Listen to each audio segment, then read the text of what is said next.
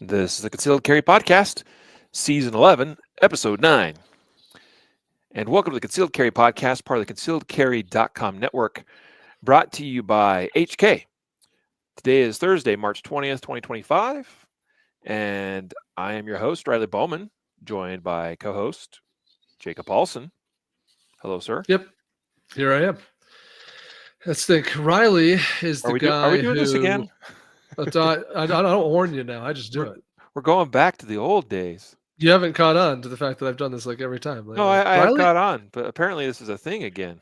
Riley's the guy who's owned 4 Fords in a row, despite not having great success with these Fords. I don't know what you're talking about. I've had great success. I could point to your own vehicle woes. I could point to your own vehicle woes, bro. Not in that Tacoma. That Tacoma has been fantastic. Didn't you just have something with it?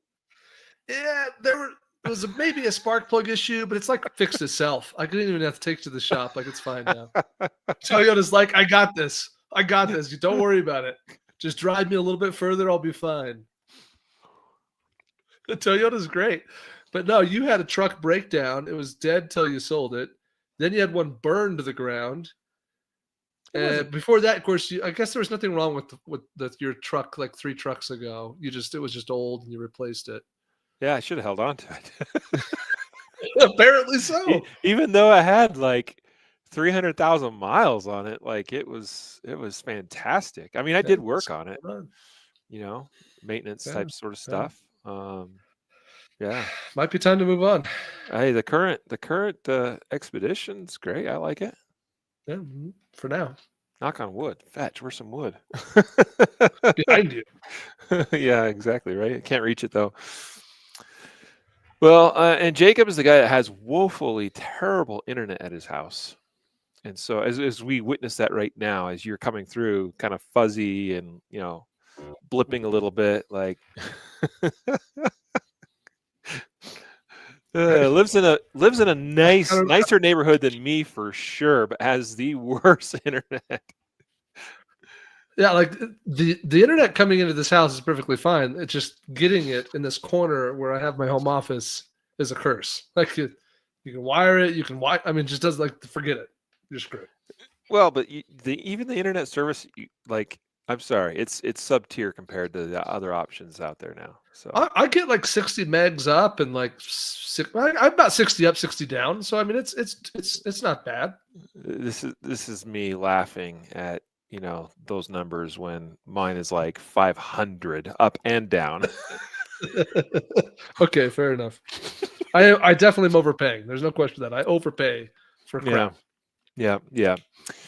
Well, folks, welcome to today's episode. This is going to be kind of something a little bit different, I suppose. Appreciate those of you watching, joining us live, and those of you that aren't watching or listening live. We're thankful for you nonetheless, but we got Scott joining in, commenting on Facebook. Nice to see you, Scott. And I'm sure we'll have a few others. We're going to talk about a recent video analysis that John Correia and Mike Willever over at Active Self-Protection did on their channel. Jacob, you were the one that sent this to me. I try to watch and stay up to speed with content over there at Active Self-Protection, but they put out so much of it I can't watch it all the time. I don't have that kind of time to be on YouTube all the time. But you sent this over and said, hey, let's talk about this on the podcast, and I watched it. I'm like, yeah, man, this is wild stuff. There's good and bad, and what's cool about it is there's stuff both on the citizen defender side, right? Like there's dudes that are like doing pretty impressive stuff to defend themselves from an armed robber. And he's not even armed with the normal thing you would expect. Like he's armed with an AK-74, which if you don't, folks are more familiar with AK-47s, but the AK-74 is the 22 caliber version, meaning it shoots something like a 223. It's not the 223, but it's 5.45 millimeter. So it's about 22 caliber. Dude is armed with an AK-74, and they fight back quite successfully, I might add. And then the cops respond. And then from there, all heck breaks loose, and we'll get into that. But first, today's episode is sponsored by CCW Safe. CCWsafe.com is our choice for personal protection, legal coverage in the event that you need representation of any kind or help of any kind in the aftermath of any incident involving, because it's not even just limited to guns, right, Jacob? That's right. All self-defense. Yeah, like you get involved in some kind of self-defense situation that for whatever reason involves a stick. You pick up a stick off the ground to fight back as you're being attacked. And like you probably want, and if you got a membership with CCW Safe, which you should, you pick up the phone and you call them as soon as you are able to do so, and it's safe to do so, and you've probably already called the authorities. You call CCW Safe and say, "Hey, I was just involved in a self-defense situation, and I was using a stick," and they're going to be there to back you up. I had to stick somebody. Yeah. I had to stick somebody. Where'd you stick them? So anyway, yeah, CCW Safe. Jacob, anything else you want to add to our sponsor message today? I guess, because most of people who listen to this podcast are repeat listeners. The vast majority of you have listened to more episodes before this one. So this is not your first time hearing about CCW Safe. So I just would implore you to actually take some action. If you hear this all the time and you're like, yeah, we know you guys like CCW Safe. Like, have you asked why? Like, have you dug into it? If you're not already a member, then I got to ask why. Like, why aren't you a member? Go figure it out. Like, if you don't have any coverage, that's one question I suppose we could tackle sometime. But if you have coverage with a competitor of CCW Safe, I implore you to go ahead, check those out head to head and really listen to some of the things we've talked about when we talk about them, because they do set themselves apart in a variety of very important ways. Funny you should say that, and say it in that way, because just 5 episodes ago, season 11, episode 4, we published an interview I did with Kent Brown, who's a CCW Safe president, and it's titled, "What Sets Us Apart?" And so if you need help answering that question for yourself, go and listen to that episode and see exactly all the reasons why they are our choice for this type of program. And you should learn more. Go to ccwsafe.com. They have a great selection of programs or coverages, memberships, that you can find the thing that fits you, your family or household and your situation the best.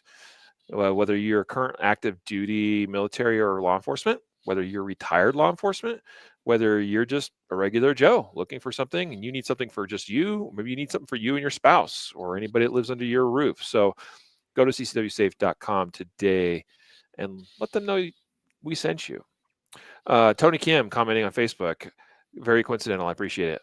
Ha, my CCW Safe renewed today for the month. Good job, Tony. And let us know how their membership is going for you. Apparently you like it, and you're keeping it going. So if you got anything to share with us, let us know.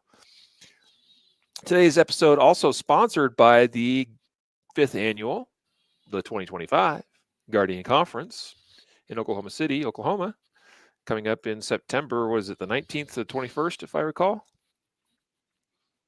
Jacob Correct. will set me straight. Yep. So what do you want to say about the conference, man?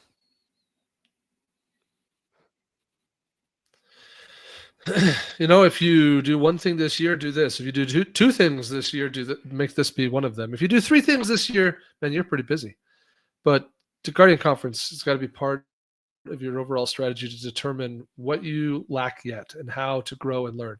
If you're new at this whole thing and something like this Guardian Conference that's very intimidating, like this is a life-changing situation. Like you can go from wherever you're at and have this massive growth in 3 days. If you do a lot of training, you take a lot of classes, then I can tell you is the Guardian Conference is going to definitely give you an opportunity to get different perspectives than you've ever had before, to meet instructors you've never met before, and to determine like what's next for you in your journey and how do you continue forward in a way that's highly efficient in 3 days. So I think it's really important. I'll also just add that we're grateful to our sponsors that support the conference. So we already mentioned HK and CCW Safe, which are both sponsors of the Guardian Conference, but also a big thank you to Gunfighter Gun Oil, Palm Pepper Spray, Throom Targets, and others that sponsor the Guardian Conference. Yeah. Well, I appreciate you mentioning that, Jacob. It's going to be a great event. it just keeps getting bigger and better than ever. So we hope to see you there this September in Oklahoma City. I mean, drive there, fly there. One of the reasons why we selected the location is because it's relatively easy to get there. Whether you're driving or flying in Oklahoma City, it's pretty centrally located in the country, so a lot of folks can reach it by car. I know that still is quite a drive for some of y'all, but it's worth it. If you're flying in Oklahoma City Airport, Will Rogers International Airport, pretty easy to fly in and out of. They don't hassle people with guns too bad, from what I'm told. I haven't heard any negative experiences there.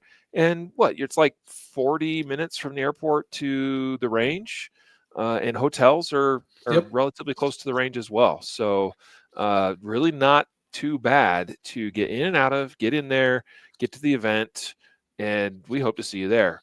Consider signing up today. I mean, we're going to be bumping up the price pretty soon to the event. GuardianConference.com. GuardianConference.com. Get signed up. Matt Stidham on Facebook says, "Love the podcast, guys. Thanks for the comment there, Matt." And yeah, good comments here coming in. Nathan here says he'll be getting CCW Safe thanks to learning about them from us. Awesome. Thank you, Nathan. Boyd says Mickey from Carry Trainer did a video on CCW Safe, and that's what convinced me to leave a competitor. Glad I did. Great company. We're glad you did too, Boyd. Thank you so much. And CCW Safe, we should have mentioned, is the presenting sponsor. Presenting sponsor. There we go, of the Guardian Conference, as they have been every year since we kicked it off almost 5 years ago. So thank you, CCW Safe, for support of the Guardian Conference. Some of their own staff is there that presents on legal subjects. Is very helpful to the attendees of the conference. Andrew asks, what's the date again? September 19th, 20th, and 21st of this year. So you got like 6 months. We hope to see you there. Should we get into the actual topic for today, Jacob? We should. So I just want to premise by saying that this video, we learned about it from Active Self-Protection, and they obviously, on their primary channel, they publish a video like this every day, and they do an analysis. So our analysis could probably maybe a little bit longer, and we're going to talk about some of these topics, I think, more broadly and less, we'll start with the specific, hey, what happened in this incident, and then we'll use it to talk more broadly about some lessons that can be applied.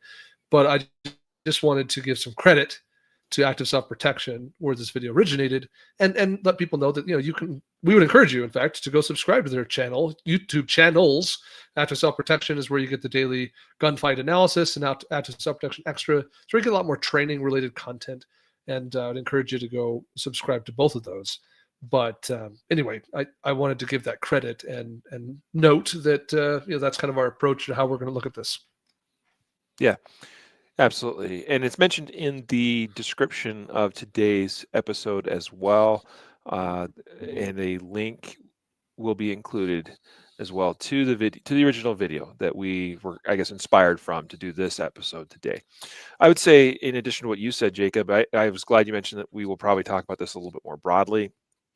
Certainly, we're going to talk about the specific incident, but probably look beyond that into what are other applications in other situations, other contexts, whatever. What can we really take away from this? I think that's really good. And the other thing here is to not necessarily try to duplicate their work. I imagine we'll say a lot of the same things, but I'm not even intending on playing the video as part of the podcast broadcast here, because if you want to go watch the video, which you should, go over to their channel and watch it. In fact, we'll put the link in the show notes. Yeah, the link will be included, and also the just for those of you who can't find the link for whatever reason, the title of the video is "Citizen Defender Gets Shot by LAPD While Stopping Armed Robber." So that's the title of the video. You can go to their channel and you can search up "Citizen Defender Gets Shot by LAPD While Stopping Armed Robber," and then you can pull up that video, watch it for yourself. So you can reference that maybe even while you're listening to this podcast, if you are doing it after the fact, after the fact of us recording this. So where do you want to begin, Jacob? let me give the overall narrative of what happens here. Yeah. Okay, so here's how this goes down. You have two dudes, buddies, hanging out on the street in southwest, southeast, I don't know, LA somewhere, and they're chilling, hanging out, whatever. And they're approached by a third man. And this third man, he's got what'd you call it's an AK something? It's like a 22 AK-74. cal AK-74. Yeah, that one. So he's got an AK-74, and he kind of pulls it out from under a coat, points it at these two dudes who are hanging out, and attempts to rob these guys. Hey, give me the money or something like that. We don't have audio. We don't know what he says, and but presumably it's a robbery. And the BG here, the guy with the AK, he's sort of he's concerned. He's keeping an eye out. As he's pointing the rifle at these two dudes, asking for whatever he's asking, but he's looking around, looking left, looking right. Hey, is anyone coming up behind me, or the cops? Anybody see anybody watching? Little does he know this whole thing is being filmed with a camera from a car, probably like a Tesla or something. Anyway, in one of these moments when he turns his head to kind of see what's going on, one of the two victims charges him, attacks him, and the second one joins in immediately. As soon as he realizes what his buddy's doing, he's like, yeah, let's get this cat. So they charge and tackle this dude and take him down to the ground, and it becomes a little bit of a wrestling match at first, right, over the gun, who's got the gun. And the BG, he does a decent job of retaining his gun, but unfortunately for him, he can't really get it into the fight. It's kind of done. It's pinned to the ground a little bit, eventually kind of gets skated across the ground a little bit, about an arm's reach away. And these two dudes they're just pounding him. I mean, just hitting this guy over and over again. But this doesn't go on for very long, maybe less than 30 seconds before the cops arrive.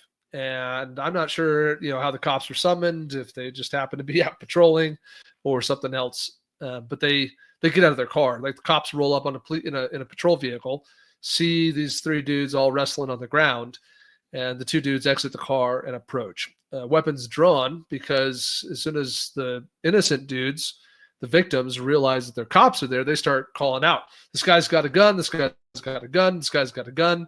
And eventually this guy's got a knife, because our bad guy does also, when he realizes he can't get the gun into the fight, he grabs a knife and tries using the knife. And he does get a little bit of a slash across one of these dudes, but nothing serious, before that knife is taken out of the fight also. In the meanwhile, you have these two cops are sort of dancing around the three dudes wrestling on the ground. Like, what do we do? Like, they got their guns out and they got their weapon mounted lights on, and they're sort of like, where do we point this gun? And, and because, the wrestling is kind of dynamic and these guys are moving around a little bit on the sidewalk, the cops are kind of like, ooh, got to get out of the way. Oh, no, now I'm pointing that gun. Oh, now he's in the way. Now I'm going to come over here. They're trying to get an angle on the guy on the bottom, and it's not terribly functional. I'm not a cop. I've never been through any sort of training for that kind of thing. I don't know what the protocol is supposed to be, but I know that it was not, the cops did not seem to have any clear idea of how to manage the situation. Or if they did, then it didn't look like it was going very well. Anyway, eventually, there kind of is this moment where it kind of breaks up. And the two victims, they kind of come off the top of the dude they've been pounding for a while. And the BG, he kind of breaks away. And in this moment, just as it starts to break up, one of the officers fires shots. Bang, bang. And I think just one shot, in fact, a couple, it doesn't matter. But one of those shots, unfortunately, impacts one of the victims in the arm. It's a non-life-threatening wound. We'll come back to that in a minute. The BG, in the meanwhile, scrambles up, grabs his AK off the ground, and tries to run away. As he's kind of getting up, getting into a kind of a runaway stance, that same officer lets off a bunch more rounds. Bang, bang, bang, bang, bang, bang. And it's, at some point, the BG decides he can only get so far away before he just sits down on the curbs like, this is not my day. So that he claims he's unarmed. I think he's ditched his gun under a car or something. He's like, no, I got no gun here. And in the meanwhile, we got both cops are on the radios calling for assistance, and of course, it doesn't take that long before the place is swarming with cops. And I think John, in the video on the ASP channel, he kind of fast forwards a little bit, and to the point that they decide that they need to treat the now wounded victim who's been shot in the arm by the cops. And It's not a life-threatening wound. In fact, there's very little blood. I've had, like, my dog has scratched me in ways that has bled more than this wound. But they decide they should put a tourniquet on this cat, on this dude. I shouldn't have said cat. They actually use a soft T wide. And they put the tourniquet on this dude's arm, and it is terrible. I mean, it's in the video. John says this is the worst tourniquet application I've ever seen, and yeah, it's pretty bad. It's terrible, terrible. And you have these two cops, and they're sort of debating, like, all right, well, we got this thing. We'll come back to that in detail, but it's awful, and that's about the end of the video. So there's a lot going on. Yeah, it is, like you said, there's a lot going on. Why don't we kind of walk through it a couple of kind of key points as I reviewed the video. You touched on a couple of things, and like you even said something to the effect of, well, I've never been a cop. I don't know what the procedure or protocol or whatever would be. I've got some thoughts about that because, I mean, I can say I've been a cop. I am not the most experienced of cops, but, been through some training and know a little bit more than, most civilians do. But so you weren't wrong about when these cops arrive on scene. It's understandable because sometimes you just don't know for sure what's going on and who is the good guy and who is the bad guy. Right. And so, like, that's one thing I think is first fair to observe or point out about this is there may be some initial indecision just because it's like, what is going on and who do we need to be most concerned about here in the situation? And to be frank, they may all be bad guys, relative to, to the cops. Like, they might, the two guys being robbed on the street by this armed man might also be wanted felons or something, so, like, as far as these guys know, arriving on the scene, they're all bad guys potentially.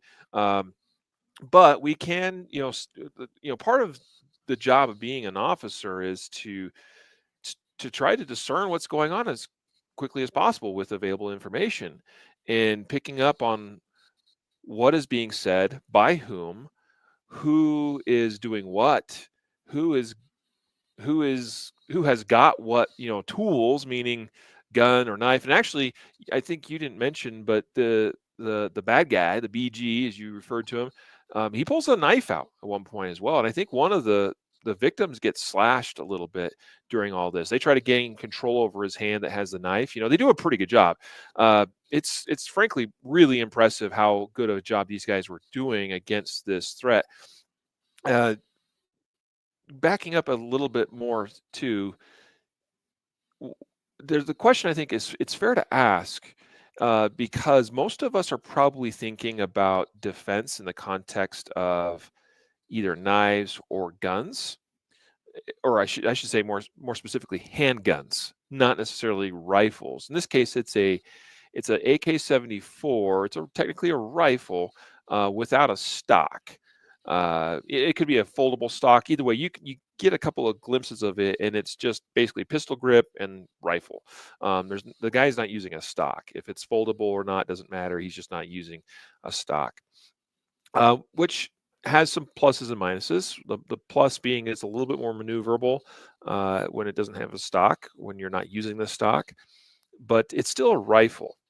And what's curious about this is how is it that these guys are able to go hands-on on this guy? How are they able to step in, and that's a hint, to even attempt a gun disarm in this situation? Well, it's because he's using a rifle, right? He is also distracted or whatever, because he does, like you pointed out, the BG kind of keeps glancing over his shoulder. You made the comment of the cops are there really soon, by the way. They get there almost exactly 1 minute after the initial situation begins. That's crazy, law enforcement response. So they either just happen to be in the area and see this, or this could be likely. There could have been already a call for service placed to dispatch because this guy robbed somebody else down the street.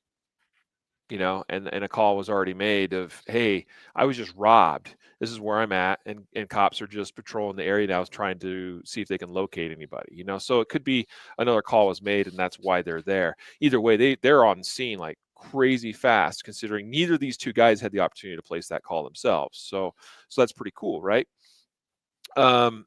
Anyway, how is it that they were able to step in? Well, I made that comment because maybe he's looking over his shoulder because he knows, he just robbed somebody else, and he needs to be a little bit more concerned about a law enforcement response or somebody else coming up on him.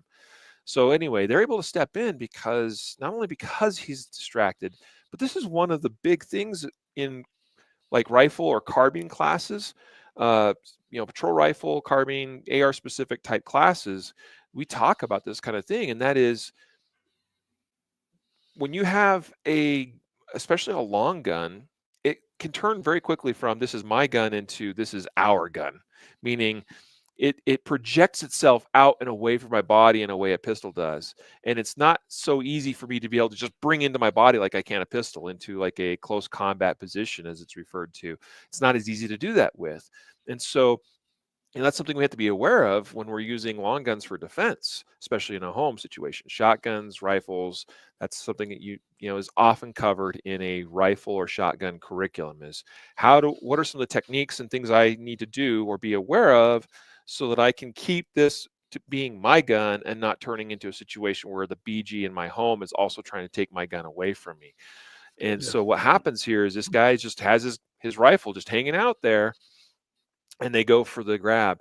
And that's the other thing is because it's a rifle, it's similar with like a baseball bat or other long weapon, a stick or a bar or something, a wrench even, that somebody swings at you.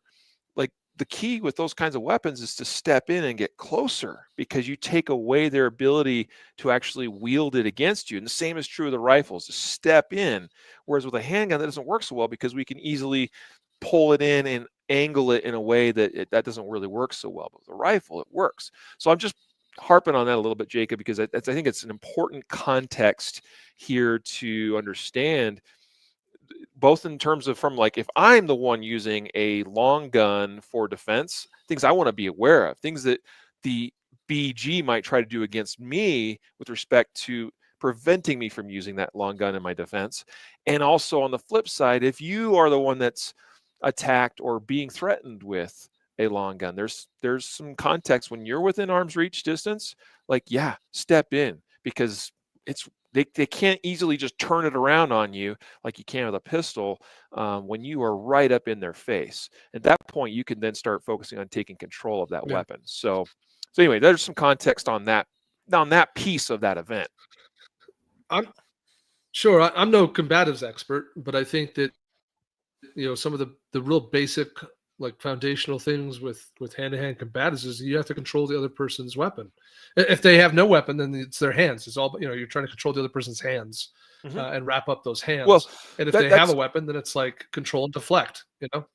Well, even with a weapon, like you want to still try to control hands, especially if it's a knife or a handgun.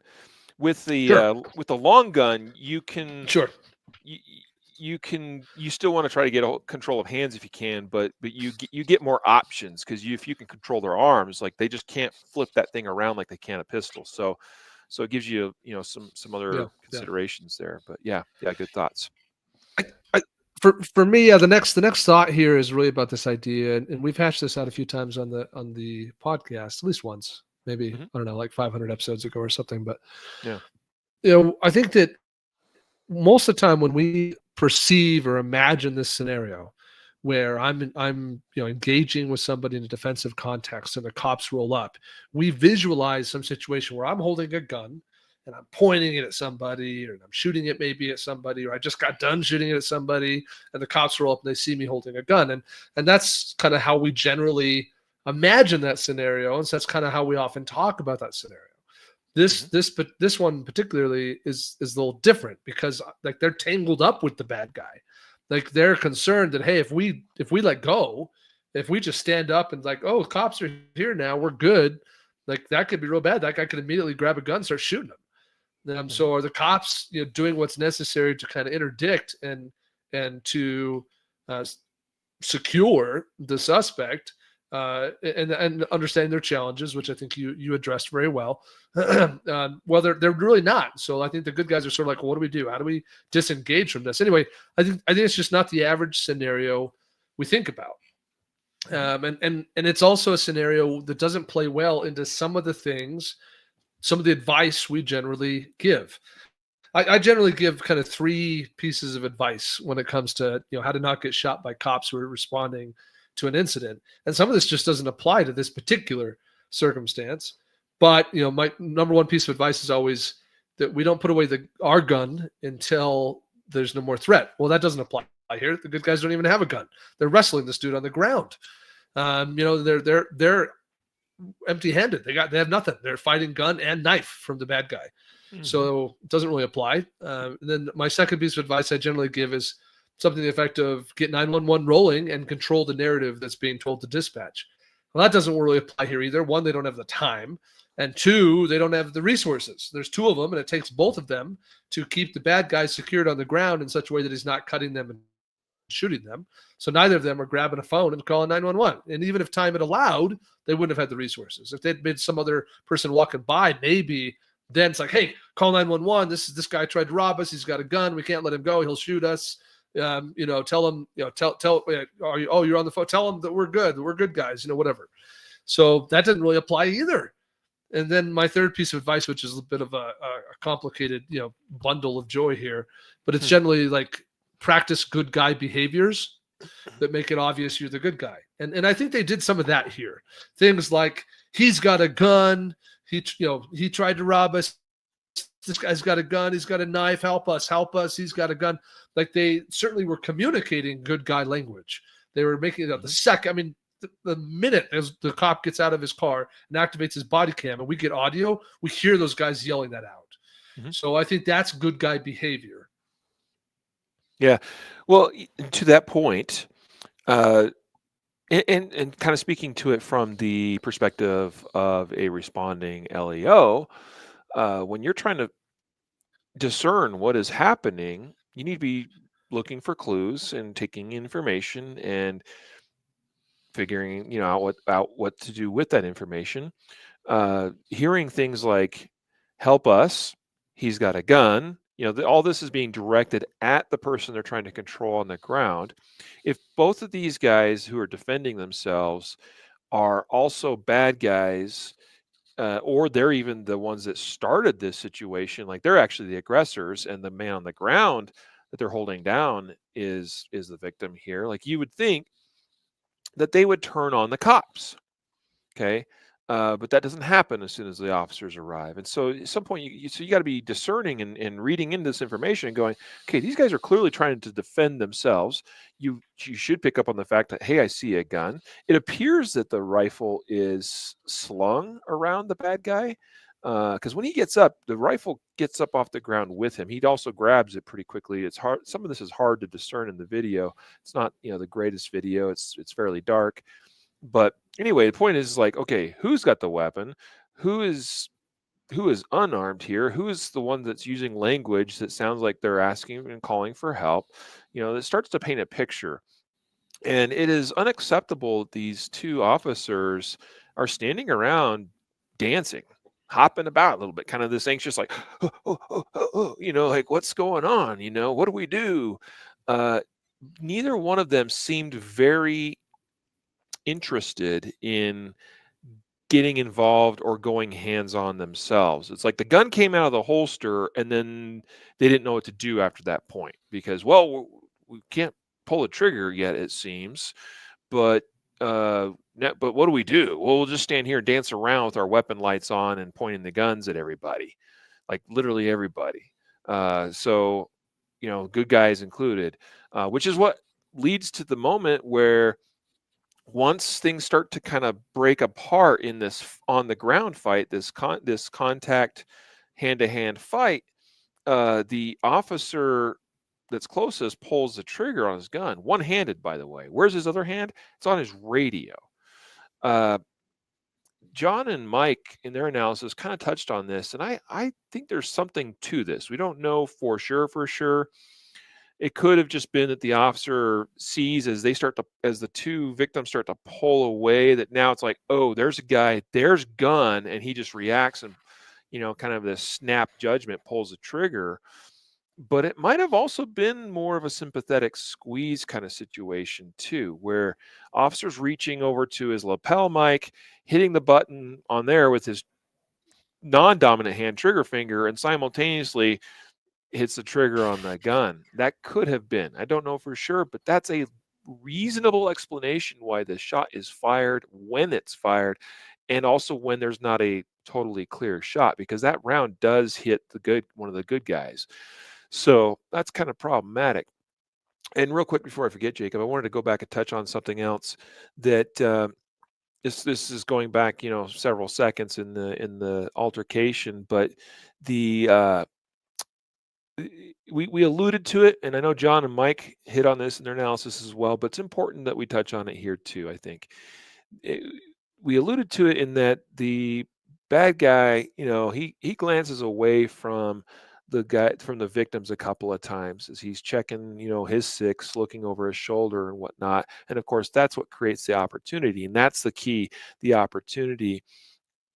If you are in a situation, you're being robbed, especially where a weapon's involved, and you feel that you need to make, that you need to defend yourself with the use of your own gun or defensive tool, or even if you don't have a weapon and like you're going to go hands on for whatever reason because you think that's the right call, you need to wait for your turn, as they say. Okay. And that's something these two guys did a really good job with. It's almost like they almost even were communicating with each other somehow, or they could read each other's mind, because, boy, I'll tell you, when one of them makes the move, the other one makes the move too, and they step right in and get on top of this guy. And that's just really remarkable. We see other instances where people don't wait their turn and just make a move.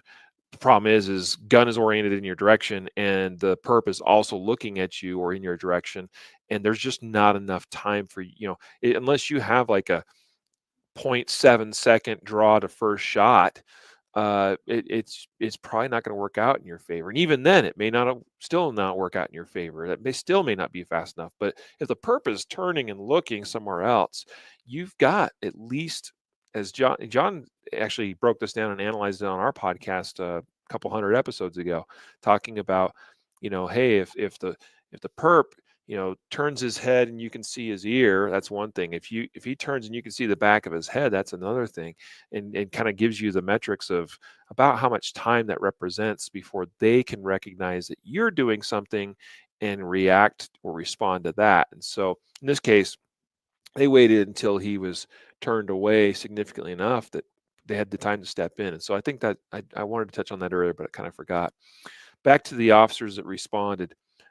Just crazy to me that they refused to get involved. That's really what happens here. They would rather stand around with their guns out there, muzzling everything in the world, and talk on their radios. By the way, dispatch, this is what's going on here. It's like, yeah, I've talked about this before on the podcast, and Mike and John hit on this too. I don't understand, and it's not what I was taught when I went through academy training. I don't understand this practice or attitude of, let me call and narrate my gunfight as I'm in a gunfight or a situation that's about to be a gunfight. Like, I know why they do that, whether it's subconscious or what. Maybe it's something that is being taught in training. It's not something, like I said, that I was taught, but it doesn't make sense to me. It's sort of like, when pilots will talk about, Jacob, if something goes wrong in the cockpit, right? Was it aviate, navigate, communicators, aviate? Anyway, like aviate's the first thing if you're a pilot. I'm not a pilot, so that's why I don't remember it perfectly. But I remember the first thing. The first thing is keep flying the freaking plane if something's wrong, right? And then you start trying to solve the other problems that you're having. You got to keep the plane in the air. And I think there's something that is very similar in this case. It's like, if I have a deadly threat right in front of me, I need to deal with that threat. Communication and anything else is a secondary thought, because I need to deal with the threat that's right in front of me first. Communication can happen even seconds later once the threat's been neutralized, but I need to deal with that right now. So it's kind of in that same vein of, if you're flying a plane and there's a problem, you still got to keep flying the plane. If you start getting distracted with, your operator's manual and checklists and this and that, or or being more focused on where am I going to land the plane, and meanwhile you run into a mountain that's right in front of you, that's a problem. Yeah, it's easy for us to kind of relate to the good guys, the victims in this story, and kind of poo-poo on the cops and their poor response. But I think that we can apply some of this to the civilian world too. Like I could have, I'm not the cop. I'm not a cop. I don't have a badge. But I could be a guy who's walking my dog or out for a walk with my wife, and I see this happening. And I say, man, I want to help. Like that guy's got a gun. These two guys are wrestling him. They claim that they're the good guys. They're saying he's got the gun. Like how do I help? So anyway, I'm just changing the perspective here a little bit. It could be that they're not cops, but we didn't, like, no one needed to get shot, whether it was a cop or if it had been me out walking with my wife. When you go from 2 dudes trying to wrestle somebody to 3 or 4 dudes trying to wrestle somebody, that guy gets submitted to custody pretty fast. Yes. And becomes a non-threat. So and that didn't happen, which is unfortunate. But if you're one of the 2 guys who's like, why aren't the cops helping me? They seem to just be dancing around. And then all of a sudden one of the cops shoots you in the arm. That's something else entirely. And we're not, to be clear, Riley and I are not against law enforcement or, think that they're all terrible or bad at their jobs or whatever. This just seems to be a situation where better decisions probably could have been made by these 2 particular officers. There's 3 potential. Yeah. There's 3 potential things there, and I'm not saying it's any, because I just don't know, but I'm saying 3 things that can explain the inaction that I perceive from watching this video. One is a training issue, meaning they were trained poorly. Number 2 is oh shoot, what was the third? I had 3 things. Sorry. The training issue, also an attitude issue, meaning like the officer just isn't cut out for the job.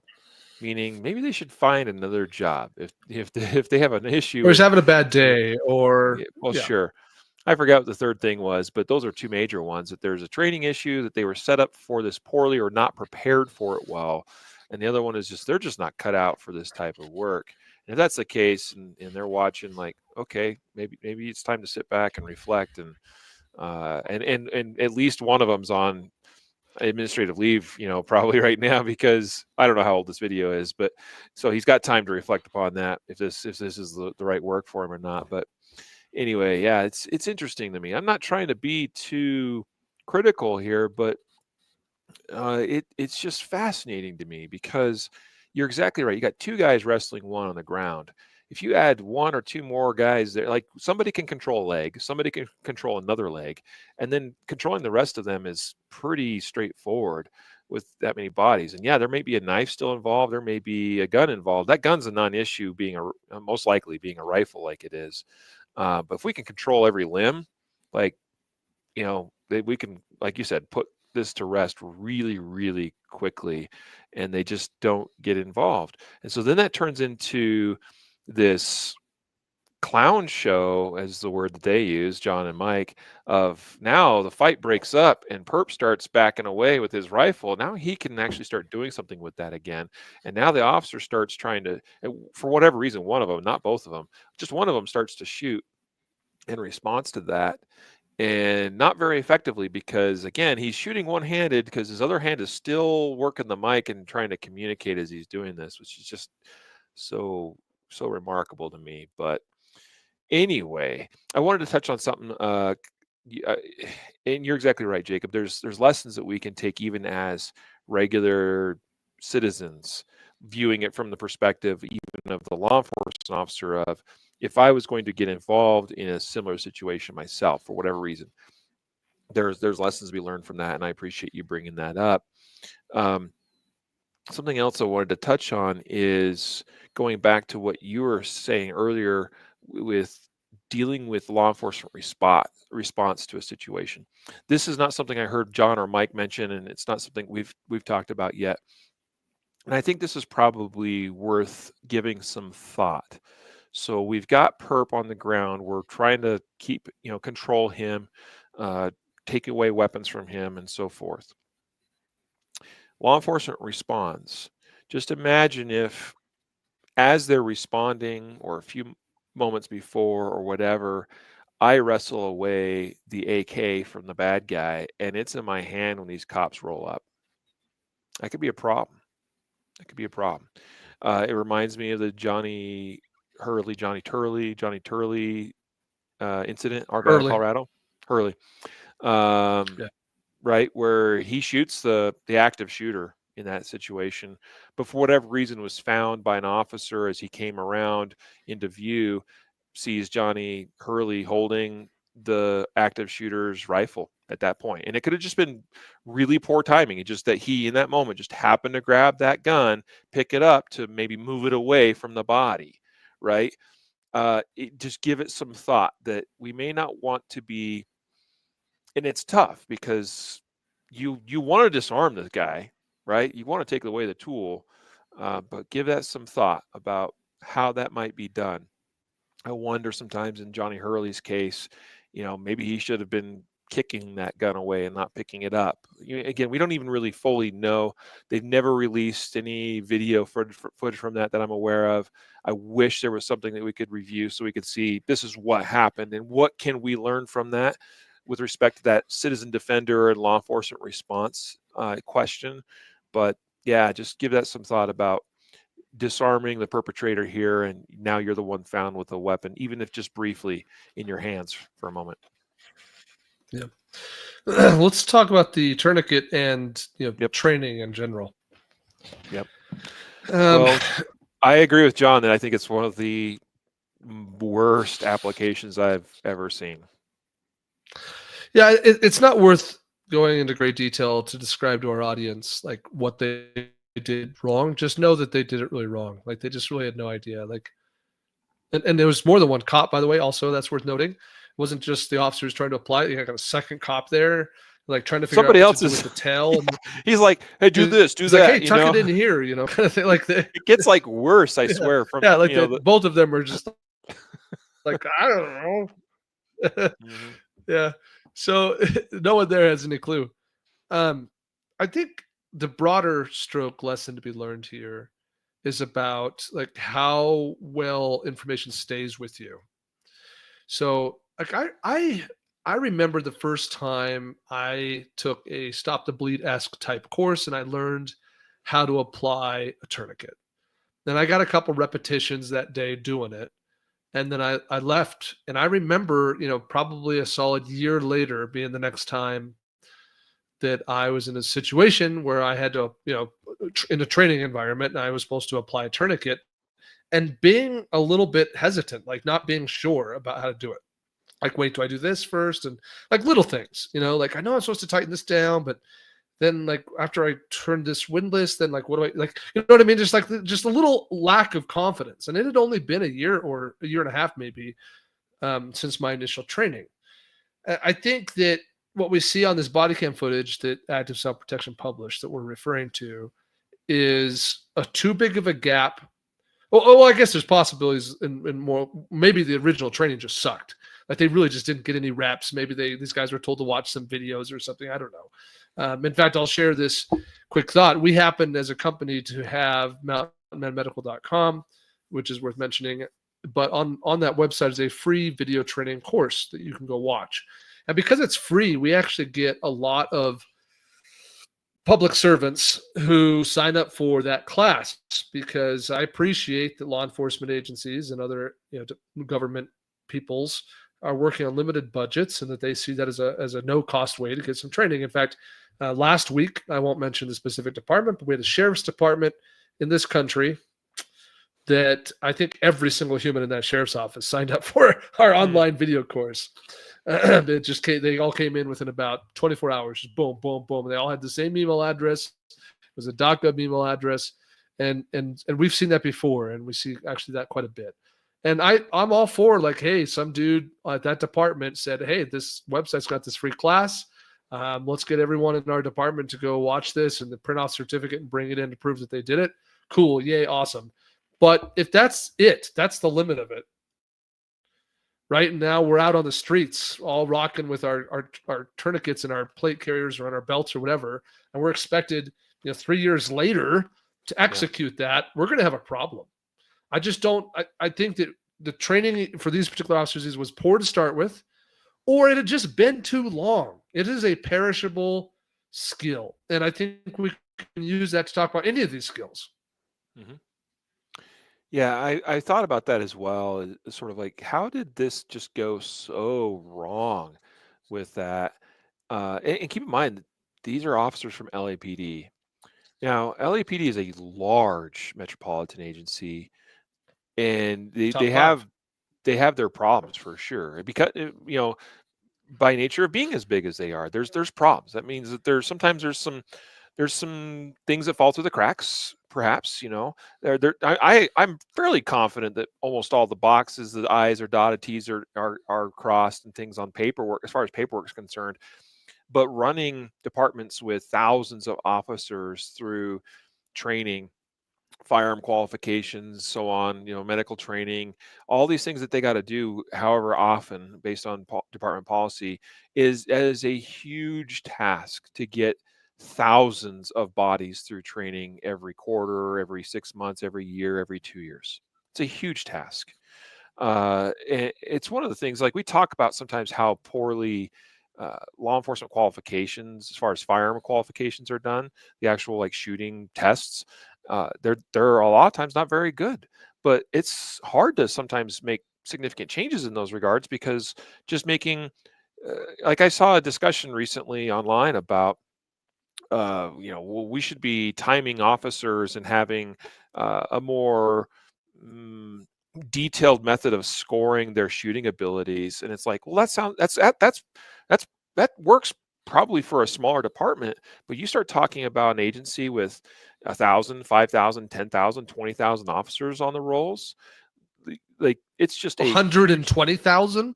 Sure, exactly. I'm just using small numbers as as the example here, because those are also numbers that would make it very challenging to put every single officer shooting a firearm qual on a shot timer and recording their specific times.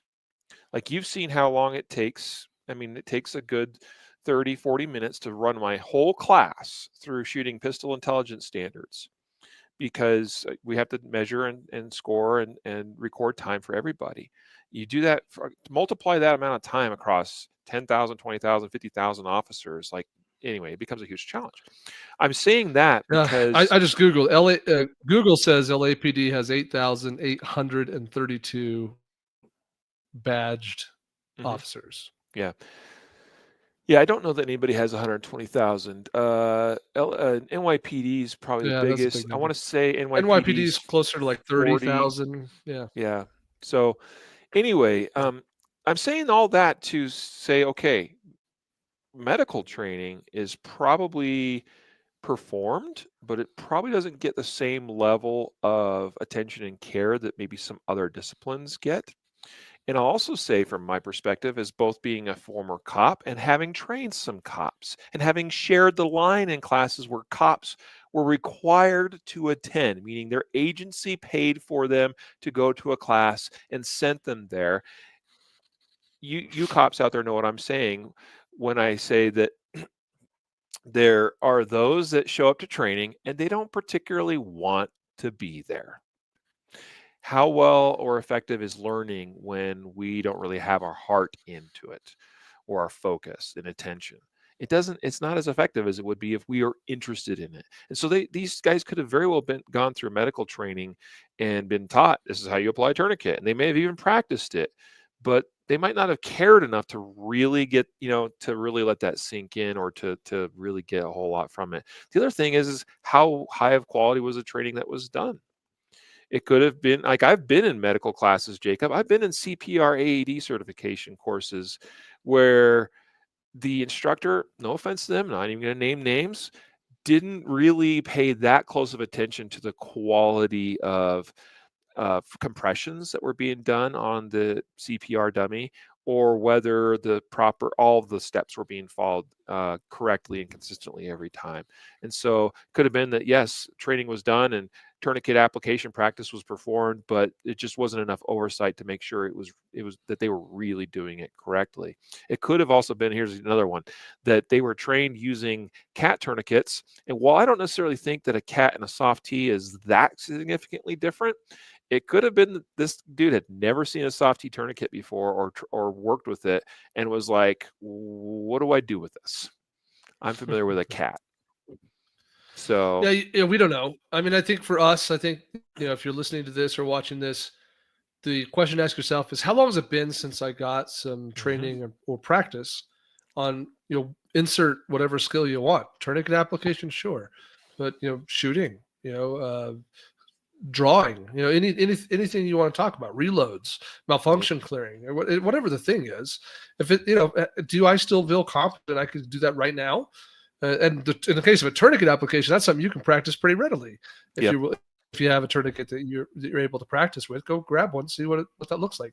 One last comment I'll make on that, just specific to this particular video. There's no world where I think anyone with any education at all would have looked at this dude and said he needs a tourniquet. Yeah. So it could be a department policy. If blood coming from arm, put tourniquet on it. Maybe that's their policy. I don't know. There was no blood coming out of that wound. I saw it. Yeah, it was like I'm seriously like playing with my dog. I've gotten worse injuries. Yes. So it was like there was no world where this justified a tourniquet. So I think that's another question too. Is like, do I know how to identify when the injury justifies the tool? I don't necessarily mind that in some emergency situations. I'm talking like things are happening, they're happening quickly. We have to make quick decisions. That it doesn't bother me too much when tourniquets are unnecessarily applied, especially when we know they're probably not going to be on for very long. EMTs are going to show up and be like, "What's this doing here?" But but I am totally with you as far as like I'm looking at that and you could see an entrance wound. I'm sure there was an exit wound. Couldn't see it very well. I saw zero blood, and that's not entirely unusual for some superficial gunshot wounds. For there does not really be a whole lot of bleeding. You can look at that and go, "Yeah, dude's been shot, but is there major hemorrhage?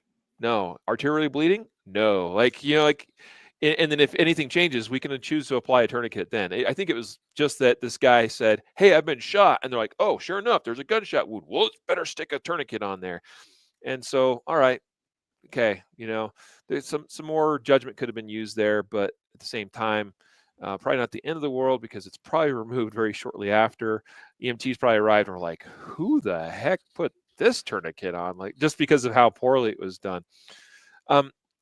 We were analyzing, what was actually done and perhaps some of the reasons why, and that may not be necessarily applicable to everybody, but I appreciated you bringing it back around to we should each be asking ourselves, whether it's a gunfight or, I fell off the ladder and snagged my leg on an old nail I forgot was sticking out of a post in my backyard, and suddenly I have ripped a huge gash up my leg and there is blood everywhere.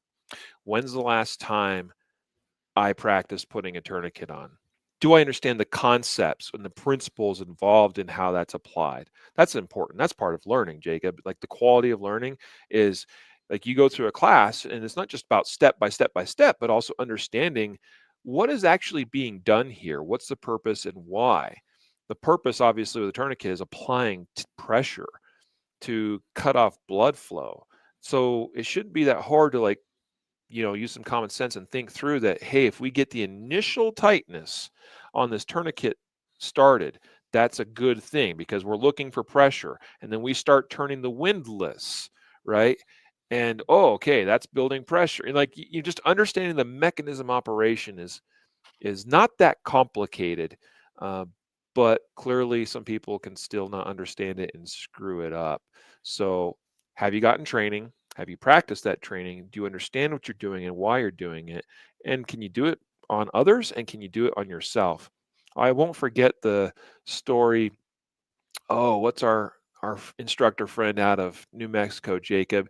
She had a story of injuring herself on her little farm a number of years ago, and self-applying a tourniquet before Eve she drove her. Flanagan. Yeah, Eve. There we go. Before she drove herself to the hospital. Fantastic story. She injured herself. She's by herself. There's not anybody to come and rescue her. She's a ways away from help from a hospital. Like, kudos to her for being able to get that done. Maybe saving her own life.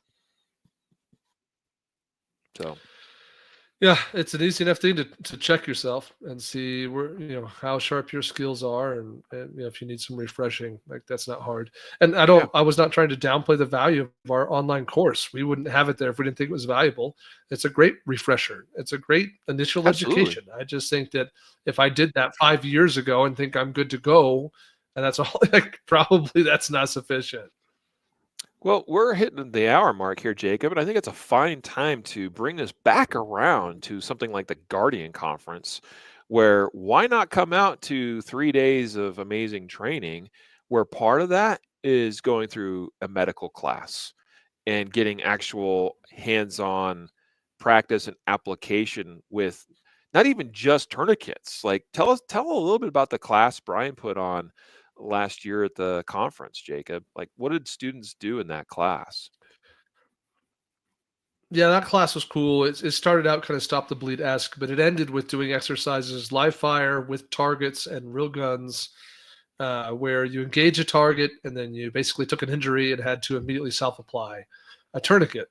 And we added some fake blood because, believe it or not, that does a lot for some sense of stress and realism. And then you had to continue to engage those targets as new threats appeared or were called out while you were working the medical problem. So it was relatively basic in its nature, but it added a layer that I think many of the attendees had never done before. And not everybody took that class. It's an optional thing. You can choose what classes you take at the Guardian Conference, but it was a way to add another layer of complexity and get more repetitions doing that. Um, a shout out to our friend Mickey Shook, who puts on a TCCC qualifying class or event called S12. I've done S12 twice as a student, and I went and volunteered up there last time in the fall. That's 4 days of training, and over three of those days, you're applying tourniquets. I bet you the average attendee of S12 puts on a tourniquet on themselves or on someone else at least 150 times over the course of that 3 day, the 3 days where that's part of the curriculum. So I think the point is, like, repetition and refreshing is critical wherever you can get it. Mhm. Awesome. Good stuff. Guardianconference.com. I hope folks will hear this and consider getting signed up for the event. Not just for that class. There's a tons of other great classes that folks are going to want to get. And of course, other sponsor today was CCW Safe. You want to have the best legal team supporting you, backing you up in the aftermath of an event. CCWSafe.com. All right. And yeah, we need to sign off here, but do you have any final words? Nope, I'm good. Yeah.